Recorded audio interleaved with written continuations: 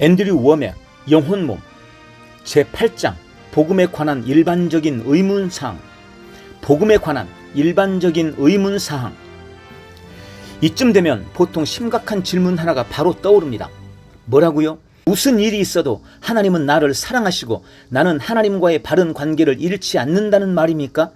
그렇다면 계속 죄 가운데 살아도 된다는 말인가요? 바울도 똑같은 질문을 받았습니다. 로마서 6장 1절. 그런즉 우리가 무슨 말을 하리요? 은혜를 더하게 하려고 죄에 거하겠느냐? 답은 물론 로마서 6장 2절 그럴 수 없느니라 입니다. 우리도 이 질문을 받지 않는다면 사도 바울이 전했던 그 복음을 전하고 있지 않다는 증거입니다. 바울은 이 질문을 4번이나 받았습니다. 로마서 3장 8절, 6장 1절 2절, 6장 15절, 갈라디아서 2장 17절. 내가 지금 계속 죄 가운데 거하자고 하는 말입니까? 결코 그렇지 않습니다. 오늘날 대부분의 교회는 죄를 지으면 안 된다는 것에 대해 너무 강하게 가르치기 때문에 그럼 계속 죄 가운데 살란 말인가?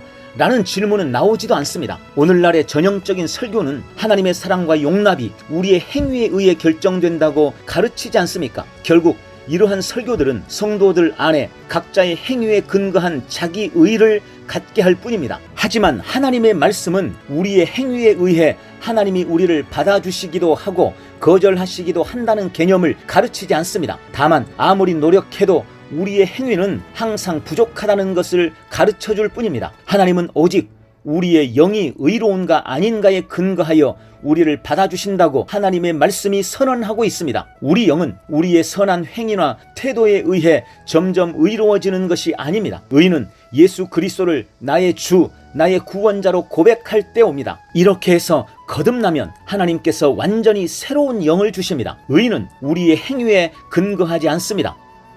보통 그 다음 질문은 이것입니다. 그렇다면 아무렇게 살아도 된다는 말입니까? 아니요. 제 말은 그게 아닙니다. 바울은 로마서 6장에서 그리스도인들이 거룩하게 살아야 하는 2가지 이유를 설명합니다. 첫째, 우리의 새로운 본성이 거룩한 삶을 원하기 때문이며, 두 번째, 죄를 통해 사탄이 내 몸과 혼으로 들어올 수 있는 문을 열어주기 때문입니다. 어떻게 사는가가 내 영의 의로움에는 영향을 미치지 않지만 내 삶에는 엄청난 영향을 미칩니다. 진정으로 거듭난 자는 하나님께서 본성을 바꿔주셨습니다. 로마서 6장 2절 3절 죄에 대하여 죽은 우리가 어찌 그 가운데 더 살리요? 무릇 그리스도 예수와 합하여 침례를 받은 우리는 그의 죽으심과 합하여 침례를 받은 줄을 알지 못하느냐? 아멘. 우리는 더 이상 죄 지키를 좋아하는 마귀의 자식들이 아닙니다. 여전히 죄를 지키는 하지만 그것이 우리의 본성은 아닙니다. 우리의 영이 바뀌었기 때문에 우리는 죄를 즐거워하지 않습니다. 요한 1서 3장 3절에 의하면 모든 거듭난 자들은 거룩하게 살고자 하는 소망이 내재되어 있습니다. 그 소망을 성취해가고 있지는 않을지 모르지만 그 소망이 있긴 있습니다. 율법과 종교적 행위에 대해 설교하면 할수록 오히려 죄를 더 강하게 할 뿐입니다. 율법은 그것이 금하는 바로 그것을 더 원하게 만들어서 우리로 하여금 죄를 지켜야 합니다. 그래서 하나님이 율법을 주신 것입니다. 인류는 죄로 인해 파괴되어져 가고 있었는데도 나는 참 괜찮은 사람이야 라고 생각하는 자기 미혹에 빠졌기 때문에 하나님께서는 율법을 주시면서 그래, 자신이 꽤 괜찮은 사람이라고 생각한다는 말이지, 나의 진짜 잣대가 무엇인지 보여주마 라고 하신 것입니다. 율법이 죄를 살아나게 해서 우리가 얼마나 구세주가 필요한 존재인지 깨닫게 해준 것입니다. 우리는 어제나 오늘이나 영원토록 동일하신 하나님께서 옛 언약과 새 언약에 따라 인류에게 얼마나 다르게 접근하시는지를 알아야 합니다. 예수님께서 오신 이후로 모든 것이 얼마나 달라졌는지를 모르면 하나님이 이중인격이라고 생각하게 됩니다. 하나님은 절대 이중인격이 아니십니다.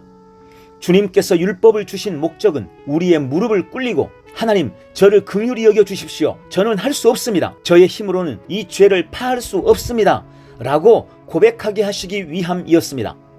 율법은 우리가 죄를 이길 수 있게 하려고 주어진 것이 아닙니다. 죄가 이미 우리를 이겼음을 보여주기 위한 것이었습니다. 사실 율법은 죄를 더 강하게 하고 죄에게 엄청난 능력을 부여함으로써 오히려 우리 스스로 죄를 없앨 수 있다라는 미혹을 효과적으로 제거할 수 있게 해줍니다. 그런데 종교는 이것을 왜곡시켜 이렇게 말했습니다. 율법은 우리가 죄를 이길 수 있게 해주려고 주어진 것이다. 그러나 그것은 사실이 아닙니다. 진정으로 거듭난 사람이라면 하나님을 위해 살고자 하는 소망이 있습니다. 요한 1서 3장 3절, 주를 향하여 이 소망을 가진 자마다 그의 깨끗하심과 같이 자기를 깨끗하게 하느니라. 아멘. 우리의 행동과 생각에 이 깨끗함이 나타나는 정도는 다를지라도 거듭난 사람이라면 모두가 자기를 깨끗하게 하려고 합니다. 그런데 죄는 사탄에게 우리의 몸과 혼으로 들어올 수 있는 문을 열어줍니다. 로마서 6장 16절, 자기 자신을 종으로 내주어 누구에게 순종하든지 그 순종함을 받은 자의 종이 되는 줄을 너희가 알지 못하느냐. 혹은 죄의 종으로 사망에 이르고 혹은 순종의 종으로 의에 이르느니라. 아멘. 사탄은 어떤 방법을 써서라도 우리 삶의 사망을 가져다 주려고 합니다. 통증, 질병, 가난, 수치, 우울, 낙심 등 모든 종류의 추잡하고 악한 것들 말입니다. 무엇 때문에 원수에게 자신을 공격할 기회를 주겠습니까? 그리스도인이 거룩하게 살려는 목적은 하나님께서 나를 용납하시고 기뻐하시게 하려는 것이 아닙니다. 하지만 나의 행위와 태도가 다른 사람들과 나의 관계를 결정합니다. 그래서 거룩한 삶을 사는 것이 여전히 나에게 유익을 가져다 줍니다. 저절로 거룩하게 되다. 내 영의 온전함, 거룩함, 의로움으로 하나님께 나아갈 수 있다는 것을 알게 되자 저는 죄에서 자유함을 얻게 되었습니다. 죄를 짓지 않을 수 있는 자유함 말입니다. 거룩하게 된 몸을 받기까지 내 육신으로는 완전하게 온전할 수 없습니다. 하지만 그때까지 내 영적인 정체성으로 하나님과 관계할 수는 있습니다. 이 사실이 저와 하나님과의 관계에 안정감과 견고함을 가져다 주었습니다. 이것을 알기 때문에 저는 거룩한 삶을 살기 위해 애쓰는 사람들보다 더 거룩한 삶을 저절로 살게 되었습니다. 이것을 가르칠 때마다 비난하는 사람들이 있습니다. 그렇게 가르치는 이유는 본인이 죄 가운데 살려고 합리화하는 것 아닙니까? 하지만 저를 참수할 수 없는 이유가 있습니다. 저는 평생 욕을 한 번도 해보지 않았고 어떤 종류의 술도 입에 대지 않았으며 담배도 한 번 안 펴봤습니다. 제 말은 제가 이 말씀을 전하는 이유가 죄 가운데 살기 위함이 아니라는 뜻입니다. 사실 저는 굉장히 거룩한 삶을 살고 있습니다. 거룩하게 살아야만 하기 때문이 아니라 거룩하게 살기를 원하기 때문입니다. 하나님께 축복을 받아내기 위해서 거룩하게 사는 것이 아닙니다. 하나님께서 이 진리를 저에게 열어 보여주셔서 저의 마음을 변화시켜 주셨기 때문에 거룩하게 사는 것입니다. 또 거룩하게 사는 것이 저에게 좋은 것이기 때문에 거룩하게 살기를 원합니다. 이렇게 할 때 다른 사람들에게 더 효과적으로 사역할 수 있고 거룩하지 않게 사는 것보다 거룩하게 사는 것이 더 행복한 삶입니다. 제가 만일 죄 가운데 살더라도 하나님께서는 여전히 저를 사랑해 주실 것입니다. 저의 영이 변화되었기 때문입니다. 하지만 제가 죄 가운데 살게 된다면 저는 저 자신을 사랑하지 않을 것이고 다른 사람들도 저를 사랑하지 않을 것입니다. 죄는 하나님만 노엽게 하는 것이 아니라 사람들도 노엽게 합니다. 진정으로 거듭난 사람이 죄를 짓는다면 하나님께서 자녀를 다루듯이 우리의 거듭난 영에 근거하여 우리를 다루십니다. 하지만 내가 어떤 사람의 물건을 훔친다면 그 사람은 나를 사랑하지 않습니다. 그러다 걸리면 감옥에 가고 그곳에 갇혀 고생하며 괴로울 것입니다. 죄 가운데 거하면 멋진 인생을 살 수 없지만 그래도 하나님은 여전히 나를 사랑해 주실 것입니다. 죄 가운데 거해도 우리의 영은 여전히 의롭겠지만 그것은 멍청한 짓입니다. 거룩하게 산다고 하나님께서 우리를 더 사랑하시는 것은 아니지만 그분을 향한 우리의 사랑은 더 많아집니다. 같은 이치로 거룩하게 살지 않는다고 하나님이 우리를 덜 사랑하시는 것은 아니지만 그분을 향한 우리의 사랑은 반드시 감소됩니다. 나를 향하신 하나님의 사랑은 변하지 않지만 우리의 행위는 하나님을 향한 우리의 사랑에 직접적으로 영향을 미칩니다. 자, 이제 거룩함의 목적을 아시겠습니까?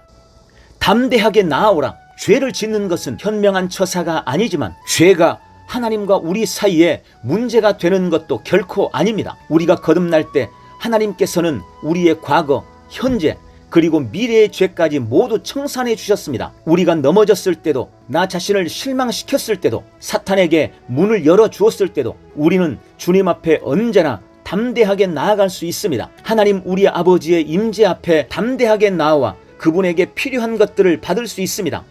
왜냐하면 우리의 영은 하나님과의 바른 관계를 조금도 잃어버리지 않았기 때문입니다. 말씀도 우리가 긍휼과 도우심이 필요할 때마다 우리 아버지 앞에 나아오라고 합니다. 히브리서 4장 16절. 그러므로 우리는 긍휼하심을 받고 때를 따라 돕는 은혜를 얻기 위하여 은혜의 보좌 앞에 담대히 나아갈 것이니라. 아멘. 모든 것을 잘 하고 나서 그분께 나아가려고 하지 마십시오. 모든 것을 완전히 망쳐버렸을 때에도 도우시는 은혜를 받으러 주님께 나아갈 수 있습니다.